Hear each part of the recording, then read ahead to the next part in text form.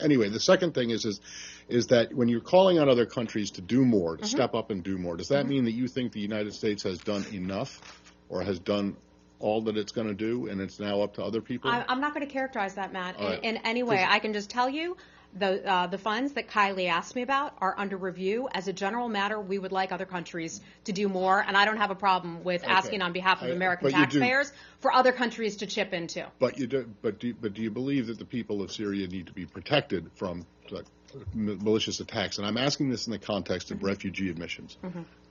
Because since the beginning of the year, since the fiscal year, since October 1st, the number of Syrian refugees in particular has dropped from about 6,000 to 44 from the same period, that October 1, 2016 to where are we now?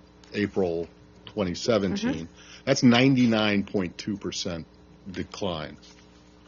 Why? And does the United States think that it's doing enough to assist Syrian refugees? Well, this process is a little bit slower than it used to be because 99.2%. Okay, let me. I'm answering your question. Am I not? Okay. The process is a little bit slower because additional vetting mechanisms have been put in place. This was something that was initially done after 9/11. Where before refugees could come into the United States government started doing more to look into the backgrounds of individuals coming to the United States.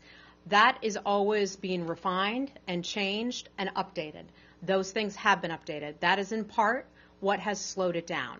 I'd also like to remind you that even though we think the United States of America is the best place to live in the world, no offense to my foreign reporter friends in the back, but even though many Americans think that, there are many refugees around the country who don't want to be uprooted from their home country and be sent to, no offense to Buffalo, but to Buffalo, New York. Oh, right, your hometown, Matt. Well, you know, it's funny that you mentioned Buffalo because we do have a lot of refugees in Buffalo. Yeah, I know, you certainly do. I know, Matt, and I'm from Wisconsin, and we do there as well, okay, and Minnesota and many other countries. But my point is that, and what was surprising to me when I first joined the State Department, in talking with many of my colleagues who work on refugee issues and have worked for Republican and Democrat administrations, they educated me on this, and they explained to me that many refugees would rather stay closer to home than get uprooted and go to Buffalo or Wisconsin, because they would like to, when it is safe to do so, and that is a really important component to it, when they can do it in a dignified fashion, they would prefer to go to their own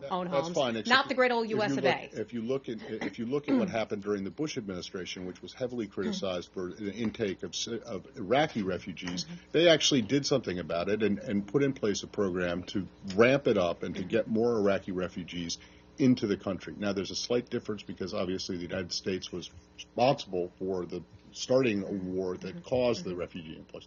But in this case, if you think that these people need to be protected and that other countries need to step up, you don't think that the United States should step up more in terms of the intake of Matt, refugees? it's not my position to make policy here from this podium. You're asking me to do so. Right. I'm just telling you that the U.S. is doing what it can right now.